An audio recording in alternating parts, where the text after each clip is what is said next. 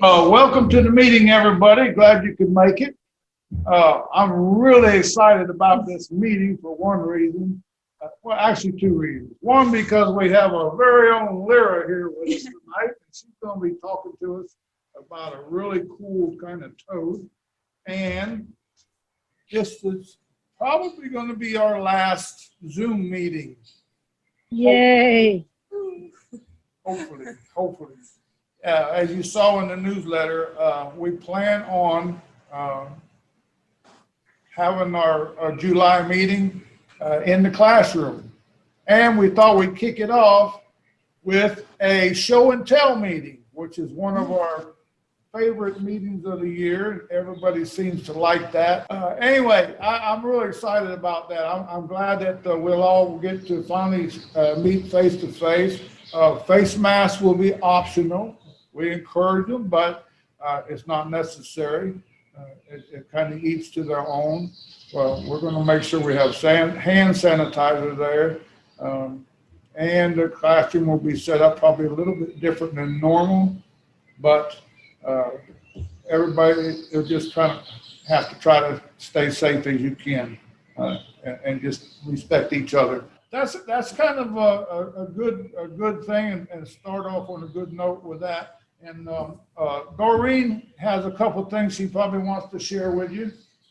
Well, I just want to say we had a successful show at the Reproduction the 13th and 14th of June. That was awesome. The next one is going to be November 13th and 14th, I think it is. So next month, when we, like Dennis said, we're going to have our show and tell, but we're going to have a twist. John suggested that we have pizza. Anybody who brings a pet will get pizza. So we decided that we're going to do that. So please come out and bring your pet. I might bring some collard greens and some super worms so we can feed the pets too, or you guys if you want that. So, but it's Doreen? Yeah? If I bring 2 pets, do I get 2 slices? Absolutely. Okay. Ooh. All right, well, that's all I have to say. Thanks for your support, and then I'll turn it over to Lyra. Yep, here you go, Lyra. It's all yours. All right. Well, hi, everyone. Hopefully y'all know me. I'm your vice president, and I have been for coming up on a year already, which I'm super surprised by. I'm still really happy to be here and helping you guys and all that. So, yeah, I figured I would kind of pay it back to you guys and give a little speech. This was something I did for my herpetology class that I took over spring. So I've already kind of given this before, but yeah, I just figured I would share with you guys because it's a super interesting topic and we all like to learn new things, right? So yeah.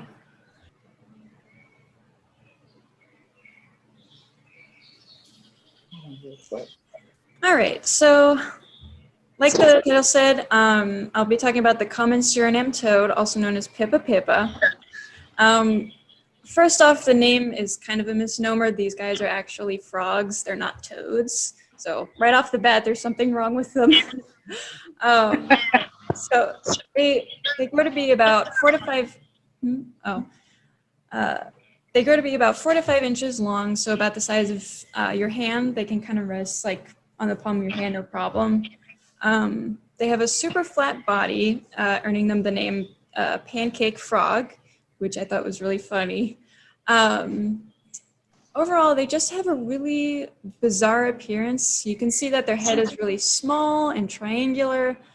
They have this muddy brown color that kind of helps them to camouflage. As you can see in the bottom right picture, it looks just like one of those leaves. You can also tell that they have their limbs kind of spread out, not like tucked underneath them like most frogs. They're kind of just out to the side. They also have small eyes, which you can kind of see in the top right picture.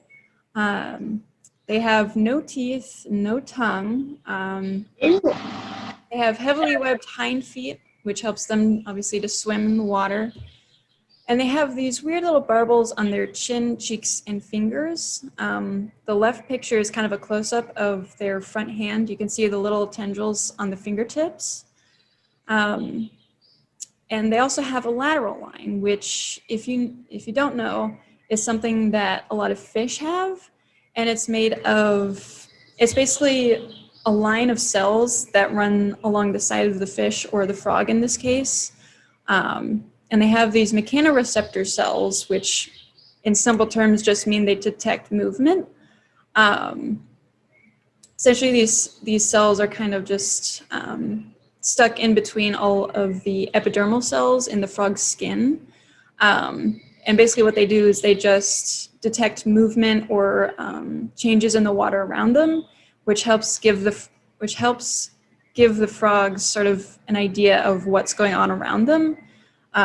This helps them to locate prey and also avoid being predated. These guys are sort of sexually dimorphic. The females are slightly larger than the males. Something else notable is that the males have slightly larger forearm radius, which is assumed to help for amplexus during reproduction. So, yeah. I personally love this slide because I really like skeletons and comparative anatomy and all that kind of thing. So the picture on the left is of an American bullfrog, and then the picture on the right is a skeleton of the Pippa, the Surinam toad. So obviously you can tell there are a lot of pretty big differences. Again, you can tell the legs of the bullfrog are kind of tucked up under the body to help for jumping and standing and all that. And then the Surinam toad, their legs are out to the side. You can tell that their head is much smaller, and they have much smaller eye sockets as well. And just in general, you can tell that there's some pretty big differences. The pelvis too is a lot wider. Yeah, so that was really interesting to me. Also, fun fact, frogs don't technically have ribs. So the little protrusions on the side are just extensions of their vertebrae. So I thought that was something kind of interesting. So these guys get their name from a country in South America called Suriname. It's not labeled on the map, but it's one of the little ones above Brazil. So obviously these guys are native to South America. They're mostly in Brazil, and they're listed in the ICUN, I believe it is, the red list of endangered species. They're labeled as least concern, so we're not really worried about them right now. But of course, as all species in the rainforest, they are going to be threatened by habitat loss and destruction and all that. So they're not an issue right now, but they could be in the future. So these guys are fully aquatic frogs. They rarely venture out onto land. If so, it's only to kind of go between different ponds. They like to live in shallow water or just kind of wet detritus on the ground. So like this picture, you can see this one's just kind of resting on some wet decomposing leaves. They're motionless most of the time. They kind of just sit at the bottom of the water. They will intermittently take breaths every like half an hour or so. And that'll just be them swimming up, going up in an arc, taking a breath at the top of the water, and then swimming back down and then resuming being motionless.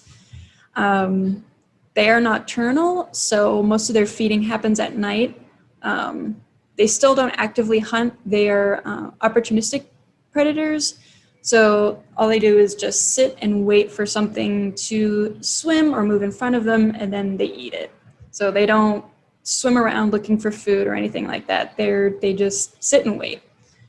And then the last bullet point was something that I have found interesting when I was researching them. It was a sliding iliosacral joint. It's not really a behavior, but the iliosacral joint is the joint between the pelvis and the spine. And in most animals, it's fixed. So like us, we can't move our pelvis up and down our spine. It's fixed. But with these guys, they can move it. And it's been hypothesized that that is to help avoid predation. because it allows them to maneuver their body faster, especially when they're swimming up for that breath. They swim up, take a breath, and then they're able to just dart back down. So that I found was interesting. And then behavior continued. Their diet is pretty all-encompassing. They'll eat anything. In the wild, they'll eat worms, fish, small invertebrates, even other frogs. In a lot of these research studies, they were fed beef strips or liver strips. So they'll pretty much eat anything but plants. So again, going back to the idea of them not having a tongue, because most frogs, they'll like shoot out their tongue and grab an insect or something, or they'll just kind of like bleb it out and then catch whatever cricket or whatever they're eating. So these guys don't have that. So what they do instead is they rely on suction. So this series of pictures is pretty interesting. It shows the process between the frog deciding it wants to eat this fish and it actually eating it. So again, it goes back to the idea of the lateral line and the mechanoreceptors. So you can kind of see how the frog is sitting there. It's just flat, and then it has its hands in front of it. That's just to help get a good idea of the vibrations in the water, because it's getting detected on the fingertips and on the face, which is right where the fish is. So you can tell 180 milliseconds, that's pretty fast between the frog looking at the fish and then it actually eating it. So they rely on this suction mechanism that just kind of pulls the fish in. And you can tell it in the upper right picture, the frog is scooping its hands in. That's something that they do as well. If the suction mechanism isn't efficient enough, then they will use their hands and kind of just push the food into their mouth. Usually it helps, sometimes it doesn't, but it is an added mechanism for them to actually catch and secure food. And then, let's see, once they do eat the fish or whatever it is, then the frog will expel excess water just because they don't need it. And then, so these guys are pretty well known for their reproductive behaviors. So these guys, during mating season, which is usually, like most frogs, when it's rainy and it's gotten a little bit colder, the males will call to females. But unlike other frogs who usually like bring in air into their larynx and then vibrate it a certain way, these guys don't do that. They instead snap their hyoid bone back and forth. And if you don't know, a hyoid bone is a bone that kind of is suspended in your throat and it helps to anchor your tongue. So like we have one, most animals have one. These guys do have it, but it's lost its function as a tongue anchor since they don't have their tongue. So instead they use it to call. And it's been described as sort of a metallic ping, like someone tapping on a metal can or something like that. So certainly a unique sound. Males will fight each other and call to each other if their space is being invaded or whatever.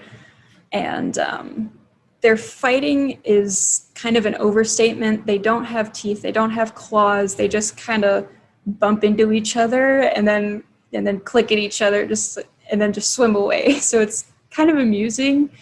But they'll do that intermittently. But then once a male finds a receptive female, then they will enter inguinal and plexus, which you can see in the picture. So the male kind of clasps the female right above her hind legs. And then they'll kind of sit there for a while. This will last for 24 hours to 36 hours. So quite a long time. And during this, they will do somersaults in the water, again, as you can see in the diagram. And during these somersaults, the female will lay 3 to 5 eggs, and then the male will fertilize them. And then once he fertilizes them, he'll kind of push them onto the female's back where they'll stick. And then they'll continue doing these somersaults throughout the day or however long it ends up being, until there's about 100 eggs total, all on the female's back. So then this is where it gets really funky. So once the eggs are kind of stuck to the female's back, then the female's skin will kind of swell up and over the eggs, but not completely cover them. So as you can see in the bottom left picture, the eggs are kind of embedded in her skin, but they're not completely covered. Her skin will kind of toughen. It'll get more keratinized, so it'll turn like from our regular skin to like a callus, kind of that texture. And there the eggs will remain, and then they'll hatch into little tadpoles, and then continue their metamorphic cycle into froglets. So you can see on the picture on the left, or the right, those are little froglets emerging from the female's back. It's been shown that the froglets can actually eat while they're still in the mother's back. Obviously they can't eat too much. It's gonna have to be something really small that just kind of happens to swim in front of them. But yeah, the froglets will emerge and then they'll kind of just be on their own. The mothers don't really do anything else. It has been shown that females will not eat their young, which is kind of interesting because sometimes the little froglets will just swim right in front of her, right where prey would get snapped up, but she doesn't eat them. So it's not known if she can visually tell that they're her babies or if there's a chemical that they release or something else. That's not known right now. But yeah, once the babies are out on their own, they live for about 6 years, continuing the cycle. And the last bullet point, trypophobia, that is, if you're not aware, it's sort of an unofficial phobia of lots of little holes. You can Google it on your own time. There's some really weird pictures out there, but a lot of people say that seeing something like this kind of triggers that phobia, since there are so many little holes and then there's little things coming out of them. So it's kind of like a gross thing. Yeah, and then we have a video, which hopefully will work, of the little froglets coming out of the mom's back. So hopefully that'll work. If they have that phobia, don't watch it, right? Pardon? If they have that phobia, don't watch it. Yeah, exactly. Don't look at Google Images. Ready? Yeah. In the course of 500 million years of evolution, some bizarre ways to help newborns have been tried. A Surinam toad has eggs that hatch in pockets on her back. Skin care, as it were. Can you guys see the video? Tiny toads and are now leaving home. Her hospitality has to be worth it. More must survive. Once out from under her skin, they're off to find food. Incredible. The next step for pioneering parents. But yeah, if you guys have any questions about anything, feel free to ask. I know this was really short, but there's not a whole lot of information about these guys. I mean, most of these journals I looked up, that's pretty much all there is. Like there are probably less than 10 that really had a lot of information. Then there are a couple others that were talking about like different compounds that the frogs made and like different proteins and stuff. And I was like, that's too scientific, too much. Did you say how long was their lifespan? 6 years, yeah. And how many eggs do they deposit on the bag? Up to 100. 100? Yeah, 50 to 100. Wow. And so usually in frogs, the males do it, right? But this is the females that are carrying them around? 'Cause usually Yeah. wow, that's interesting. Yeah. So going back to the somersaults, so they start at the bottom, and then the female will lay the eggs up at the top of the somersault. And then during that time, the male will fertilize them and use his belly to kind of push the eggs onto the female's back. Yeah, and then they do that like over and over again. That's wild. Yeah. Question? Yeah. You mentioned that if the froglets go past the female won't eat them. But if the froglets, is it known if the froglets went in front of a male, would the male eat the babies? More than likely, yeah, because the males aren't there, so they don't really know if they're his offspring or not. All that was really mentioned was when the little babies swam in front of the female right after hatching. Yeah. So And I'm sure they're food for fish and other predators. absolutely. I mean, when they're little babies, they're probably no bigger than your fingernail. So they really, they're good food for a lot of animals. Yeah. But if they're lucky, then they get food and then they grow and nature. So they don't have a tongue at all? They just open their mouth and it creates like a suction? Yeah.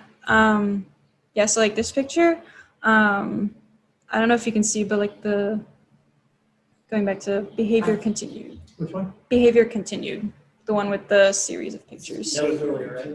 Yeah, that one. So I don't know if you can see in the bottom left picture, but his mouth is kind of open and it's just a chasm. It's just open. So I'm not sure if they lost the tongue for like to make more room for the fish to come in or what. But That looks like a pretty big fish.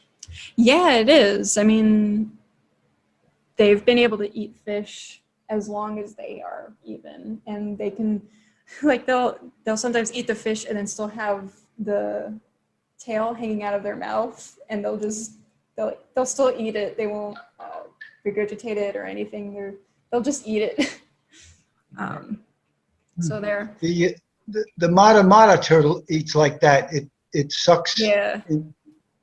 Huh. Yeah, it's quite interesting. There are a couple other frogs that are related to the Surinam toad, like the African clawed frog, which you can commonly find in pet stores, like the little babies. I believe they use a suction mechanism as well. I think there are a couple others. But yeah, it is super interesting to see how they use suction to eat underwater. I don't know. It's super cool to me. And then how they also use their hands to just kind of scoop their food into their mouth. It's pretty cool. Yeah, you can get them as pets. I mean, I've seen them, like I saw some at some Repticons before. Oh, really? Where they were like little young ones for like $20 to $30, which is interesting. But yeah, again, I mean, they're least concern right now, so you can pretty much just get them. I think people are having some issues breeding them in captivity. They may have gotten better now, because like when I was researching them and then going through the journals that talked about their reproduction, those were from like the early 60s. So I don't know if things have gotten better since then. I mean, maybe people have gotten more knowledgeable and they can better get these guys to reproduce in captivity instead of just going and field collecting them from South America. We're probably past those days, but I mean.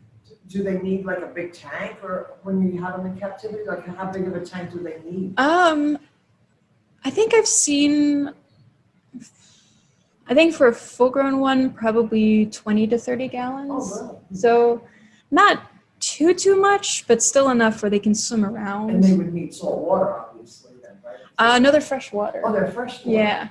Yeah. There was something else I saw for when you want a pair to breed in captivity, they said something about making sure that the water was at least 4 feet deep so that they could do those somersaults. So, 4 feet. yeah, which is pretty deep. We have a tank for sale. Yeah, yeah. But yeah, I mean, people have them in captivity. I think it's, That's pretty I mean, wild when you yeah. see those eggs on the back like that. That's yeah, it is super weird. Kind of gives you a little bit of a Yeah, gross yeah. feeling. But yeah, I mean, it works. And how long does it take for them to hatch, did you say? About 12 weeks. Oh, that's all? Yeah, and that's going through the whole process from egg to froglet. So, yeah, they're safe and protected, and they're not going to get eaten unless the mom gets eaten. But again, I mean, you can research these guys on your own. There's some good articles out there, but I don't know if you can really access them because they need like university logins or like they have a paywall or something, which don't do that. Don't pay $50 for one paper. That's silly. But yeah, I mean, what you can find, there's certainly a lot. Yeah. Do the eggs need to be kept underwater or the females kept underwater and as well when they're tadpoles, or do they sometimes come out? Because you said they are sometimes in like detritus and stuff like that. I don't know for sure, but I would assume that the females are going to stay completely submerged just to make sure that the eggs have enough moisture in them to fully develop so they don't get like desiccated or anything, and then you lose a bunch of babies. But they have to go up for air, don't they? Yeah, but what they do is they just swim up from the bottom and then just take a little gulp of air at the top and then swim back down. So they don't get like completely out of water. Yeah, it's kind of like I mean, there's some turtles I think that just go up, take a breath, and then go back down. I think. And how long do they stay under? Yeah. About a half an hour. So they just get one breath and then go back down, hang out for a little bit, get another breath. Yeah. And does she go in hiding when she has those eggs on her back? Is she vulnerable to other things? I'm not sure. I mean, she's still gonna have to eat. But I think she'd probably just hang out as usual and then. They look like they camouflage pretty well. Yeah, they do. And their bellies, I mean, they don't usually show their bellies, but that can range from like a pale cream or a white to like a dark brown. So I mean, they're pretty camouflaged. Yeah, and their backs are still like super mottled, and like the picture at the beginning, like you could tell it was just looked exactly like the leaves it was on. So they're pretty well camouflaged. Yeah. Any other questions? Do they absorb any oxygen from the water, or is it only from when they gulp the air? I believe they do take in oxygen from the water. I don't know for sure, but I remember reading somewhere that they can absorb toxins through the water. That was on a site about keeping them captive. So I'm sure they probably can take in oxygen since they can take in other bad chemicals. Because that site was saying to use a filter as you would for fish. So just keeping the tank clean, but not like super, super clean. Because again, in the wild, they live in pond water, which isn't completely clean. So yeah, if that answers your question. Anything else? Thank you. Of course. All right, well, thank you.